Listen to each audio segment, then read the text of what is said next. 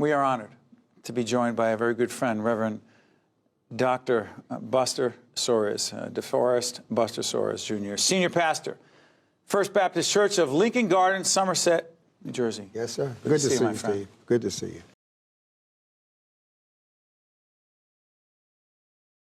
You have led a fascinating life, and you have more important work to do, but let me ask you this. I remember when you took over, I was going to say this parish. That's right. This congregation. You have grown it in a way that no one could imagine. Maybe you were the only one. What have been the keys to that?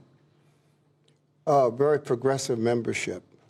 Many people don't realize that a lot of ministers, including Martin Luther King, have great resistance within their congregation relative to their vision.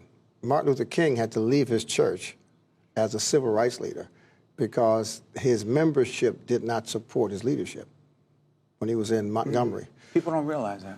And so the first thing I found at First Baptist was a vibrant membership that wanted to not only grow the church, but wanted the church to be a catalyst for community development. And so I didn't have to fight the congregation when we formed the nonprofits to build housing. I didn't have to fight the congregation when we bought an abandoned warehouse and turned it into a health clinic. The congregation was literally the wind beneath my wings. And so that's the first thing I attribute it to. 7,000 members. Well, I see about 4,000 a month, but we've got, the computer says 7. Right, okay. But you know, what's interesting, and let me disclose this, I often disclose that we have funders and different people we have relationships with to be fully transparent, but to be fully transparent, Reverend Soares married my wife, Jennifer, and I. Right. At the Newark Club. Right. 18 years ago. High class. Wish the Newark Club was still there. It's interesting. I remember that process. You made us come in. You made us talk seriously about the commitment of marriage. Yeah. Your ability to be a spiritual advisor, or your commitment to being a spiritual advisor, are very real for you. Talk about it.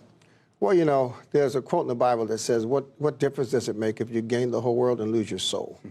And it is in your soul that resides your values, your integrity, your ethics, your perspective on right and wrong, how you treat people. And I think to the extent that we fail to nurture the spirit, the soul, we become very materialistic and very achievement-oriented without really focusing on who we are. What is our real identity? Our real identity is inside, not outside. You know, when we talk about racial disparities in terms of education and housing and income, et cetera, your philosophy, as I've always understood it, in large part, beyond government programs, beyond civil rights laws, right. You have argued that there is a deep responsibility on the part of the African-American community to try to do for itself when it can. Well, there's no question. Let's look back 100 years. 100 years ago, in the post-slavery era, African Americans had a passion for education. That passion, in large measure, has been lost. You can't legislate passion. Most of the black colleges were formed right after slavery.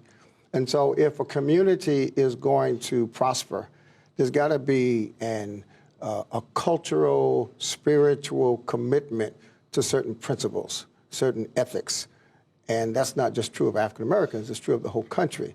And so I just think that a lot of what happens systemically is reinforced by people's values.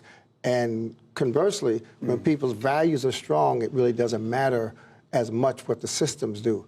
Slavery was legal, segregation was legal, but we had Thurgood Marshall. We had on the Supreme Court.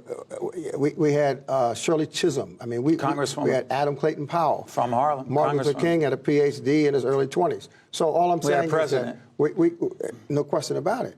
What I'm saying is that African Americans, like every other group, have got to assume greater responsibility for our own children, for our own education, for our own businesses, because if we don't, no one else will do for us what we fail to do for ourselves. Do you believe in reparations?